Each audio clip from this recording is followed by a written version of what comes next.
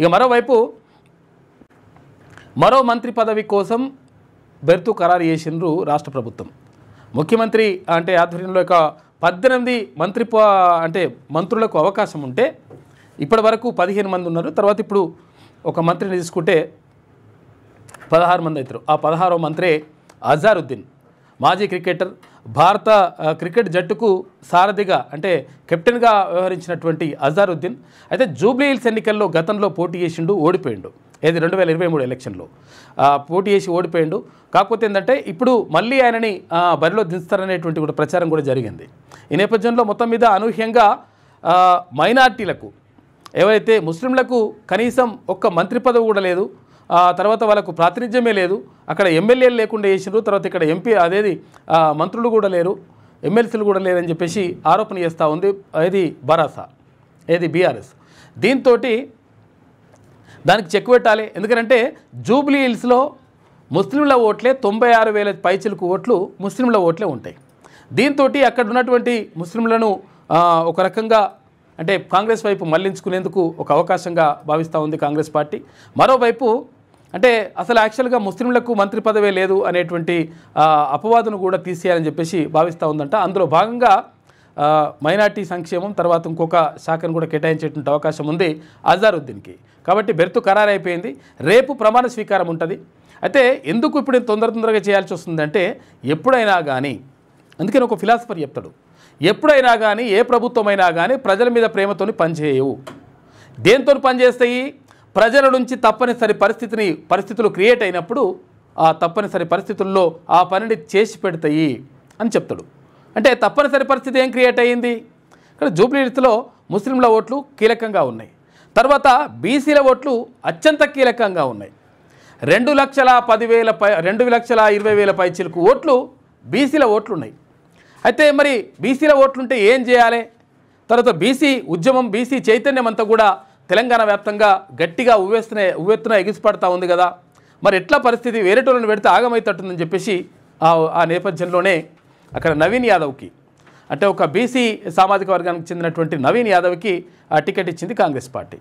ఇక తర్వాత బీఆర్ఎస్ అయితే గతంలో అంటే అక్కడ ఎమ్మెల్యేగా ఉండి తర్వాత అకాల మరణం చెందినటువంటి మాగంటి గోపీనాథ్ సతీమణి సునీతను పెట్టినరు.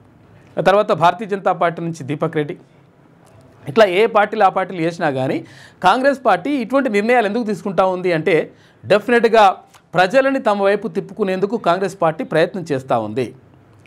అందులో భాగంగానే ఇక్కడ జూబ్లీ హిల్స్లో టికెట్ బీసీకి ఇవ్వడం కానీ, తర్వాత ఇప్పుడు ఇక్కడ అజారుద్దీన్కి మంత్రి మండలిలో చోటు కల్పించడం కానీ ఈ కార్యక్రమాలన్నీ కూడా సజావుగా సాగిపోతూ ఉన్నాయి. ఎందుకు సాగిపోతాయి అంటే ప్రజల్లో చైతన్యం వచ్చినప్పుడు, ప్రజల్లో ఒక బలమైనటువంటి వాదం వినిపిస్తున్నప్పుడు తప్పకుండా తప్పనిసరి పరిస్థితుల్లో ఆయా ప్రభుత్వాలు అటువంటి నిర్ణయాలు తీసుకుంటాయి. కాబట్టి ఈ నిర్ణయాలు తీసుకోవడానికి ఇది కారణం. కాబట్టి ఇక్కడ 2,20,000 పైచిలకు ఓట్లు బీసీలే ఉన్నాయని చెప్పేసి అక్కడ కనిపిస్తుంది. కాబట్టి ఈ నేపథ్యంలోనే బీసీకి టికెట్ ఇచ్చిండ్రు. తర్వాత అక్కడ ఉన్నటువంటి ప్రజలందరూ కూడా ఒక రకంగా ఈ సామాజిక సమీకరణాలు కూడా జూబ్లీ హిల్స్ ఎన్నికల్లో బాగా పనిచేస్తున్నాయి. కాకపోతే ఏంటంటే ఒక్కొక్క డివిజన్లో ఒక్కొక్క రకంగా ఒక్కొక్క పార్టీకి మద్దతు తెలియజేస్తూ ఉన్నారు. ఏది ఏమైనప్పటికీ సామాజిక సమీకరణాలు పనిచేసేటువంటి అవకాశం ఉంది అని చెప్పేసి అక్కడ ఉన్నటువంటి పరిస్థితులు మాత్రం కనిపిస్తూ ఉన్నాయి. అంటే బీసీ సామాజిక వర్గానికి సంబంధించి మా సామాజిక వర్గం ఓట్లు మేము వేసుకోవాలనేటువంటి ఒక ఉద్దేశంతో అక్కడ ఉన్నటువంటి ఓట్లు మాట్లాడుతున్నట్టుగా మనకు తెలుస్తూ ఉంది. ఎందుకంటే అక్కడికి మనము వెళ్ళి అక్కడ గ్రౌండ్ రిపోర్ట్ కూడా తీసుకున్నాం. కాబట్టి ఇట్లా ఉంటే ఇంకొక కొన్ని డివిజన్లలో టఫ్ ఫైట్ కూడా ఉంది.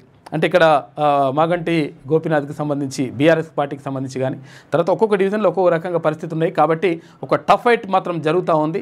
ఈ నేపథ్యంలోనే ప్రభుత్వం నుంచి ఇక్కడ మంత్రులందరూ, తర్వాత అక్కడ బీఆర్ఎస్ పార్టీ నుంచి మాజీ మంత్రులు, ఎమ్మెల్యేలు, తర్వాత మా ఎంపీలు, మాజీ ఎమ్మెల్యేలు, మాజీ ఎంపీలు, పార్టీ నాయకులు అందరినీ కూడా బీఆర్ఎస్ పార్టీ దించింది.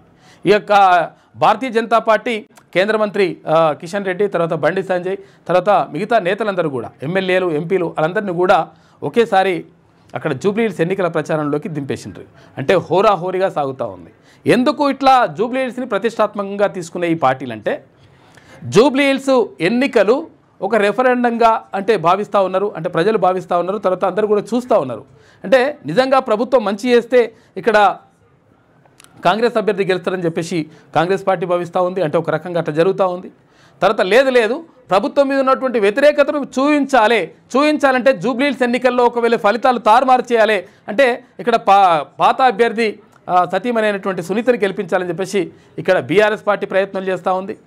లేదు ఈ రెండు పార్టీలకు అసలు ఏం లేదు. గతంలో బీఆర్ఎస్ తప్పు చేసింది, బీఆర్ఎస్ అన్యాయం చేసింది, తర్వాత ఇప్పుడున్నటువంటి కాంగ్రెస్ పార్టీ కూడా అన్యాయం చేస్తూ ఉంది. మేమే అంటే మా పతార చూపించుకోవాలని చెప్పేసి అక్కడ భారతీయ జనతా పార్టీ కూడా ప్రయత్నాలు చేస్తూ ఉంది. మొత్తం మీద ముమ్మరమైనటువంటి ప్రయత్నాలు మాత్రం జరుగుతూ ఉన్నాయి. ఎక్కడికక్కడ ప్రచార హోరు ఇదంతా కూడా నడుస్తూ ఉంది జూబ్లీహిల్స్ ఎన్నికలకు సంబంధించి. అధికారులు మీ సమస్యలు పట్టించుకోవట్లేదా? నెలల తరబడి మిమ్మల్ని ఇబ్బంది పెడుతున్నారా? మీ సమస్యకు ఎవరు స్పందించట్లేదా? సమస్య ఏదైనా ఎక్కడి నుంచైనా వెంటనే క్యూన్యూస్ కాల్ చేయండి. మీ తరఫున మేం బాధ్యత తీసుకుంటాం. కాల్ చేయాల్సిన ఫోన్ నెంబర్ 8499019921. పబ్లిక్ వాయిస్, సామాన్యుడి ప్రశ్నాస్త్రం. ప్రతి గురువారం ఉదయం 10 గంటలకు మీ క్యూన్యూస్ హెచ్డీలో నవంబర్ 6 నుంచి ప్రారంభం.